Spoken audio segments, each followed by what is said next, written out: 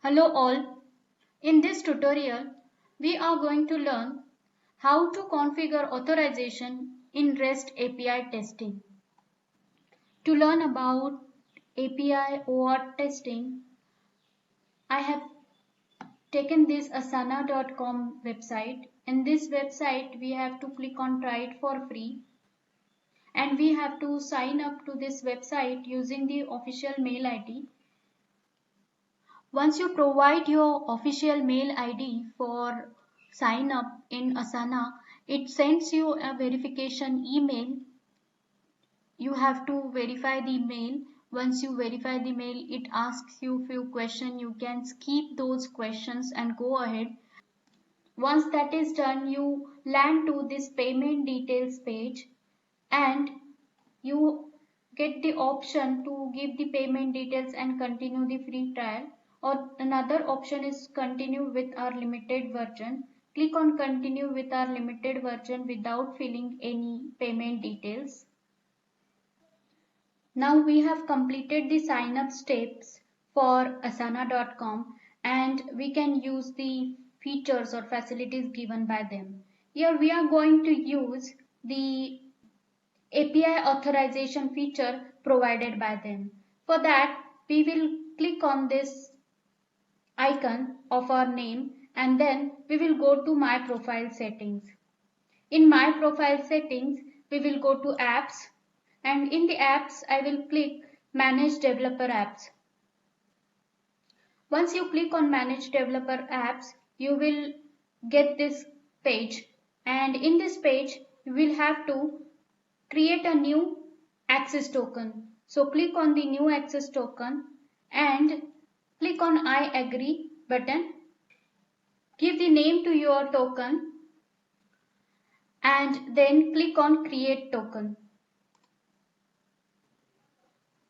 When we generate access token, we get the copy button with that. We have to copy that access token and keep it secure as we are going to use it for our API testing. And once you copy it, it shows over here. Now we will open one more browser and we will give the URL developers.asana.com/docs and in that we will search for get multiple workspaces.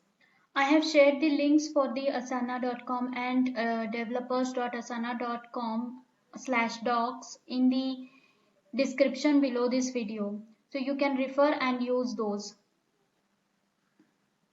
Once we search for get multiple workspaces, we will get the URL for API testing. So I will copy this URL.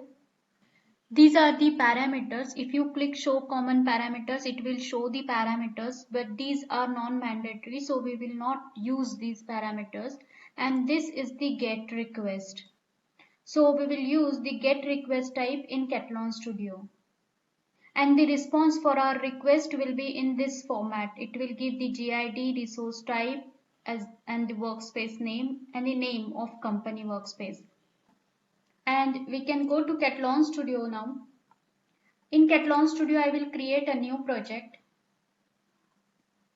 This will be the API Web Services project. So I will click on API Web Services. I will give name to the project and I will click OK. Once the project is created, I will go to Object Repository and I will right click the Object Repository and click New and Web Service Request. Here I will give the name to the Web Service Request and will provide the URL. Since we are using the RESTful request type, I will keep it as it is and I will click OK. It will generate a new request for us with the get request type and our given URL. I will for now execute this URL and we will check what happens. So I will click on test request and it is failed 401 unauthorized and the reason is not authorized. Now we will authorize it by clicking authorization tab and in authorization tab we will select OAuth 2. In OAuth 2, we will go down and here in the access token field, we will provide the access token generated. I will provide my token.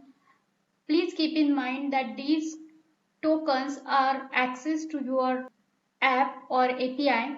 So do not share these access tokens with anyone. I will paste this access token over here and I will click on update to HTTP header. Once I did that, you can see in the HTTP header the authorization code is showing in the first line. Now we will execute this request again and we will check. And the request has been processed. It is showing the status 200 OK. I have selected the preview mode. You can select the preview mode and check the response. This way authorization works.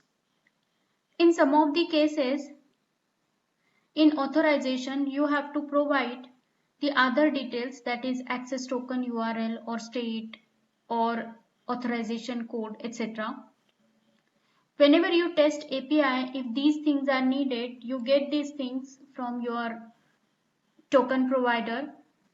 And whenever you execute any type of request in Catalan Studio, that is basic or OAuth 1.0 or OAuth 2.0, you have to click on update to HTTP header button. If you do not click this button, then the request will not be processed, it will give the error. This way you can provide the authorization 2.0 to your API request and work with the API request. Hope you like this and this is useful for you. Keep learning and stay tuned. Please consider subscribing to my channel. Thank you.